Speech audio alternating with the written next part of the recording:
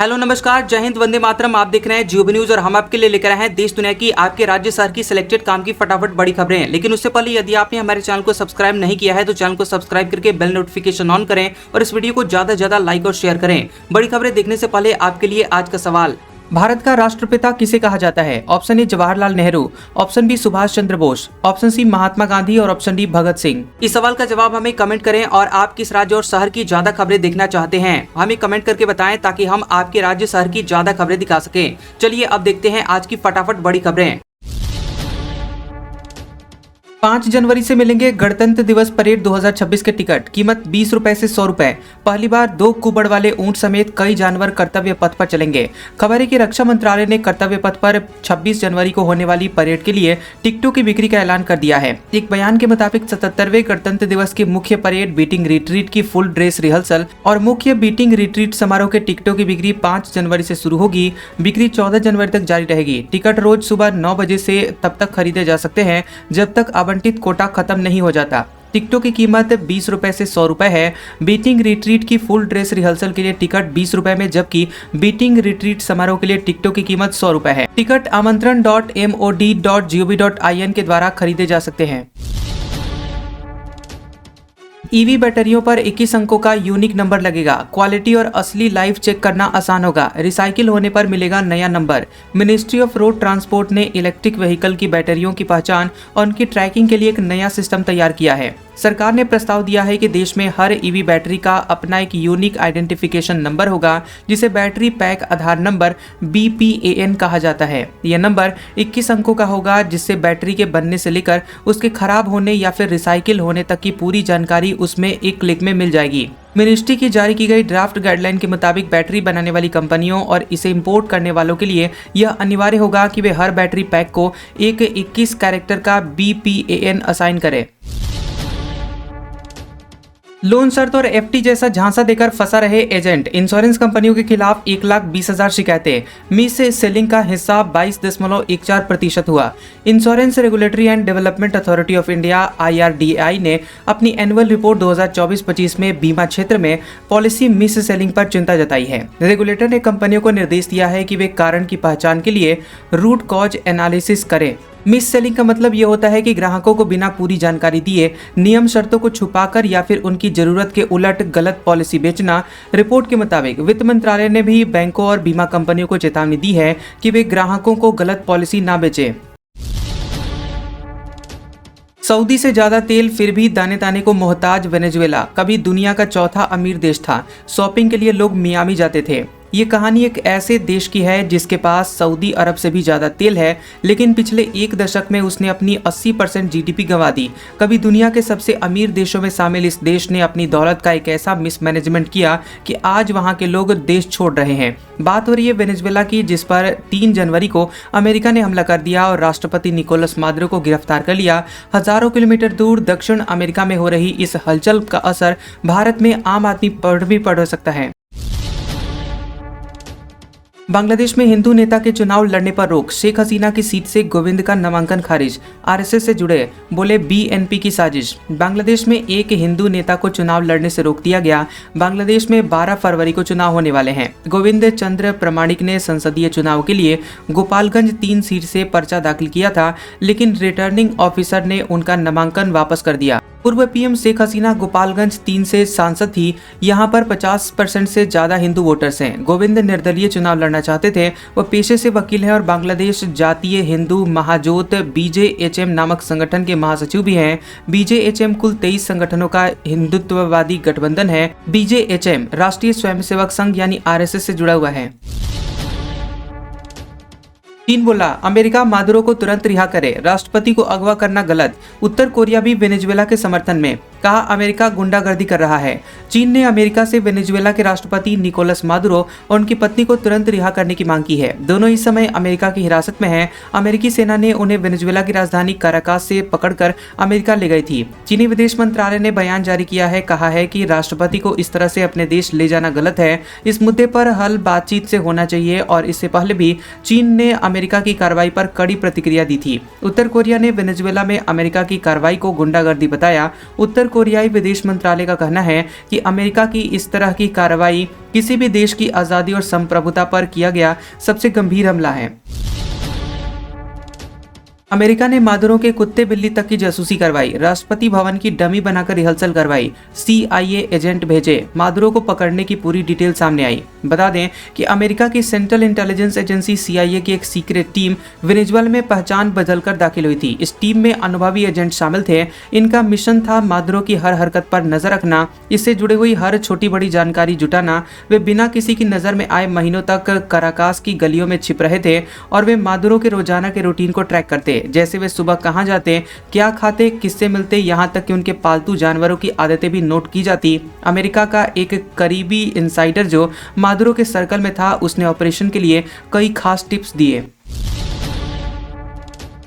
उत्तराखंड में 8 मंजिला रहस्यमयी गुफा, बनावट देखकर वैज्ञानिक और विशेषज्ञ भी हैरान। ग्लोबल टूरिस्ट डेस्टिनेशन बना रही है सरकार। उत्तराखंड के पिथौरागढ़ में 200 मीटर गहरी 8 मंजिला गुफा मिली है, जिसे देखकर वैज्ञानिक और विशेषज्ञ भी हैरान हैं। और साल 2020 में गंगोली हाट में खोजी गई इस महाकालेश्वर गुफा के साथ ही क्षेत्र में अब तक यहां 16 गुफाएं मिल चुकी हैं। उन्होंने अब सरकार पर एक बड़े ग्लोबल टूरिस्ट डेस्टिनेशन के रूप में विकसित करने जा रही है। राम रहीम जेल से 15वीं बार बाहर आएगा। डेरा मुखी को 40 दिन की पैरोल मिली। साध्वियों के यौन शोषण मर्डर केस में कैद काट रहा है। रोहतक की सुनारिया जेल में साध्वियों की यौन पीड़न और प्रतिकार मामले में आजीवन कारावास की सजा काट रहे डेरा सच्चा सौदा प्रमुख गुरमीत राम रहीम को एक बार फिर से 40 दिन की पैरोल मिल गई है। इस दौरान राम रहीम डेरा सच्चा सौदा हेडक्वार्टर सिरसा में रहेगा और राम रहीम अभी 2 साध्वियों के साथ दुष्कर्म के जुर्म में 20 साल की जेल की सजा काट रहा है। अगस्त 2017 में दुष्कर्म केस में दोषी ठहराए जाने के बाद गुरमीत राम रहीम इस बार 15वीं बार जेल से बाहर आएगा। भाजपा का दावा, राहुल गांधी वियतनाम के दौरे पर, कहा विदेश जाकर भारत के खिलाफ जहर उगलते हैं। इसके पीछे क्या मकसद है? भाजपा ने लोकसभा में नेता प्रतिपक्ष राहुल गांधी के वियतनाम दौरे पर जाने का दावा किया। वहीं आरोप लगाया कि वह वियतनाम में भारत विरोधी लोगों के मेहमान बनकर देश के खिलाफ बोलेंगे। बीजेपी के राष्ट्रीय प्रवक्ता सुधांशु त्रिवेदी ने कहा कि राहुल गांधी विदेश जाकर भारत के खिलाफ जहर उगलने का काम करते हैं। उन्होंने कांग्रेस से मांग की है कि यह साफ किया जाए कि राहुल गांधी को विदेशों में कौन कौन लोग और किन मकसदों से आमंत्रित करते हैं। त्रिवेदी ने सवाल उठाया कि जब कांग्रेस शासित राज्यों में भी राहुल गांधी को औपचारिक तौर पर बुलावा नहीं मिलता, तो विदेशों में उन्हें कौन और क्यों आमंत्रित करता है। भाजपा के इन आरोपों पर कांग्रेस की ओर से अब तक कोई आधिकारिक प्रतिक्रिया नहीं आई है। गणतंत्र दिवस से पहले राजस्थान में बॉर्डर से मौलवी को पकड़ा। जैसलमेर में फायरिंग रेंज के पास ATS की कार्रवाई। अब जयपुर में होगी पूछताछ। भारत पाकिस्तान बॉर्डर के जिले जैसलमेर में एंटी टेररिस्ट स्क्वाड ATS ने संदिग्ध मौलवी को पकड़ा है। गणतंत्र दिवस से पहले हुई इस कार्रवाई ने सुरक्षा एजेंसियों के कान खड़े कर दिए हैं। आतंकवादी गतिविधियों के खुफिया इनपुट के आधार पर टीम ने तनोट किशनगढ़ क्षेत्र में कुरिया बेनी गांव में दबिश दी थी और मौलवी को जयपुर ले जाया गया, जहां उससे पूछताछ होगी। मोदी ने कहा, बनारस में जोश हाई रहेगा। जेनजेड के हाथों में तिरंगा देखकर गर्व होता है।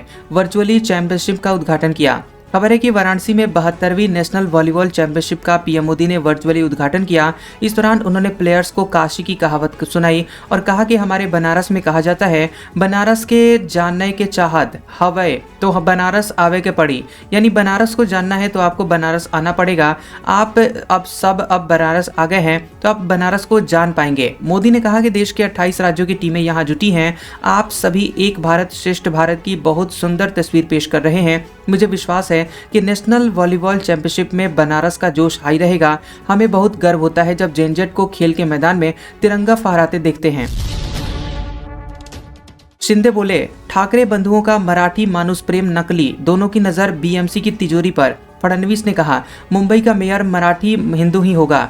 महाराष्ट्र के उप मुख्यमंत्री एकनाथ शिंदे ने उद्धव ठाकरे और राज ठाकरे पर तीखा हमला बोला। उन्होंने कहा कि ठाकरे भाइयों का मराठी मानुस यानी लोगों के प्रति प्रेम नकली है और असली नजर बृहन्मुंबई महानगर पालिका BMC की तिजोरी पर है। मुंबई के बर्ली में महायुति की रैली को संबोधित करते हुए शिंदे ने कहा कि मुंबई का अगला मेयर मराठी होगा। चुनाव के समय ही कुछ लोगों को मराठी मानुस याद आता है। आदित्य अमित ठाकरे का सत्ता में रहते समय विजन कहाँ था, तब सालों तक मुंबई को लूटा गया था। संभल में 2 मस्जिदें और 1 मदरसा तोड़ा गया। एक मस्जिद को रात भर में लोगों ने खुद ढहाया, दूसरे पर चल रहा बुलडोजर। बता दें कि संभल में 2 अवैध मस्जिद और 1 मदरसे को ढहा दिया गया। पहला एक्शन असमौली थाने के हाजीपुर में हुआ, जहां हाजीपुर गांव में बुलडोजर एक्शन से पहले ही एक मस्जिद को गांव के लोगों ने खुद ही तोड़ दिया। लोगों ने रात भर हथौड़े और छेनी से मस्जिद को ढहाया। मस्जिद 1339 वर्ग मीटर यानी 1.5 बीघा जमीन में बनी हुई थी। सुबह जब प्रशासन की टीम पहुंची तो वहां मस्जिद की जगह मलबा पड़ा था। ये देखकर तहसीलदार धीरेन्द्र प्रताप सिंह ने कहा कि भगवान ने इन लोगों को सद्बुद्धि दी कि उन्होंने खुद ब खुद अवैध निर्माण को तोड़ लिया। प्रशासन ने करीब 3 घंटे में बुलडोजर से मलबा हटाया। Jaipur Mumbai air India flight का फ्यूल हुआ लीक। रनवे पर जाते वक्त पायलट को खराबी का सिग्नल मिला। सभी यात्रियों को उतारकर दूसरे प्लेन में भेजा गया। राजस्थान के जयपुर इंटरनेशनल एयरपोर्ट पर एक बड़ा हादसा टल गया। एयर इंडिया की फ्लाइट AI 622 में फ्यूल लीकेज की वजह से टेक ऑफ रोक दिया गया। ये फ्लाइट शाम के 7:55 जयपुर से मुंबई के लिए रवाना होने वाली थी और एयरक्राफ्ट रनवे की ओर बढ़ रहा था। इसी दौरान तकनीकी सिस्टम में खराबी का अलर्ट मिला और इसके बाद पायलट और ग्राउंड स्टाफ ने तुरंत टेक ऑफ रोक दिया। वहीं सभी यात्रियों को विमान से सुरक्षित बाहर निकाला गया और उन्हें वापस टर्मिनल बिल्डिंग में ले जाया गया। ओवैसी बोले, मोदी जी आतंकवादियों को उठाकर भारत लाओ, आपका 56 इंच का सीना। ट्रंप वेनेजुएलाई राष्ट्रपति को गिरफ्तार कर सकता है तो आप क्यों नहीं। AIMIM चीफ असदुद्दीन ओवैसी ने कहा कि हमने देखा कि वेनेजुएला में ट्रंप अपनी फौज को भेजकर वहां के राष्ट्रपति को उठाकर अमेरिका ले गए। ऐसा ही भारत भी कुछ कर सकता है। ओवैसी ने PM मोदी का नाम लेकर कहा कि मोदी जी, हम आपको कह रहे हैं कि 26/11 आतंकवादी हमला चाहने वाले मसूद अजहर और या लश्कर तैयबा का जालिम शैतान आपका मोदी का 56 इंच का सीना हो तो उसे उठाकर भारत में ले आओ। अगर ट्रंप कर सकता है तो आप कम है क्या। जब वो कर सकते हैं तो आपको भी करना पड़ेगा, क्योंकि मोदी ने कहा था अब की बार ट्रंप सरकार। दिल्ली ब्लास्ट मामले में हर आतंकवादी डॉक्टर के पास थी घोस्ट सिम। फिजिकल सिम के बिना मैसेजिंग ऐप्स चलाएं। खुलासे के बाद ही लागू हुआ एक्टिव सिम का नियम। बता दें कि दिल्ली में 10 नवंबर 2025 को लाल किले के पास हुए ब्लास्ट से जुड़े हुए व्हाइट कॉलर टेरर मॉड्यूल के आतंकवादी डॉक्टर ने घोस्ट सिम कार्ड का इस्तेमाल किया था। इसके जरिए वे पाकिस्तानी हैंडलर्स के साथ कोऑर्डिनेट करते थे। PTI की एक रिपोर्ट के मुताबिक अधिकारियों ने दावा किया कि आतंकवादी सुरक्षा एजेंसियों से बचने के लिए डुअल फोन प्रोटोकॉल फॉलो कर रहे थे और हर आरोपी के पास 2 से 3 मोबाइल थे। शक से बचने के लिए इनके नाम पर रजिस्टर्ड एक क्लीन फोन होता था। दूसरा टेरर फोन था जिसके जरिए पाकिस्तानी हैंडलर के साथ व्हाट्सएप और टेलीग्राम पर बात करते थे। उद्धव बोले, बीजेपी वोट चुराने के बाद उम्मीदवार चुरा रही है। लोकतंत्र पर अब भीड़ तंत्र का कब्जा। 20 साल बाद शिवसेना भवन पहुंचे राज ठाकरे। शिवसेना UBT प्रमुख उद्धव ठाकरे ने कहा कि महायुति पहले वोट चुराती थी, अब उम्मीदवार चुरा रही है। देश में ऐसा माहौल हो गया है जैसे लोकतंत्र पर भीड़ तंत्र का कब्जा हो। ये बातें उन्होंने महायुति के 68 उम्मीदवारों के निर्विरोध जीतने के मामले में कही। वहीं महाराष्ट्र नवनिर्माण सेना प्रमुख राज ठाकरे 20 साल बाद शिवसेना भवन पहुंचे, जहां दोनों नेताओं ने पार्टी मैनिफेस्टो भी रिलीज किया। ग्रुप पर अश्लील कंटेंट बनाने पर अकाउंट बैन होगा, भले ही अपलोड न किया हो। एक्स पर महिलाओं की आपत्तिजनक तस्वीरें शेयर करने पर नियम सख्त। बता दें कि सोशल मीडिया प्लेटफॉर्म एक्स ने अपने AI ऐप ग्रोक पर बनाए गए अश्लील कंटेंट को लेकर सख्त नियम बनाए हैं। कंपनी ने कहा है कि ऐसे कंटेंट को तुरंत हटाया जाएगा। इसके साथ ही अगर कोई यूजर ग्रोक का इस्तेमाल करके आपत्तिजनक कंटेंट बनाता है तो उसके खिलाफ वही कार्रवाई होगी जो सीधे अवैध कंटेंट अपलोड करने पर होती है, यानी कि यूजर का अकाउंट हमेशा के लिए बैन कर दिया जाएगा। एक्स ने भारत सरकार की तरफ से आपत्ति जताए जाने के 3 दिन बाद नए नियम बनाए हैं और केंद्र सरकार ने 2 जनवरी को एक्स से कहा था कि वह AI ऐप ग्रोक से बनाई जा रही अश्लील फूहड़ कंटेंट को तुरंत हटाए, नहीं तो कानूनी कार्रवाई की जाएगी। आज का सुविचार, जहां शारीरिक शक्ति काम न आए वहां पर दिमागी तौर से लड़ना शुरू करें।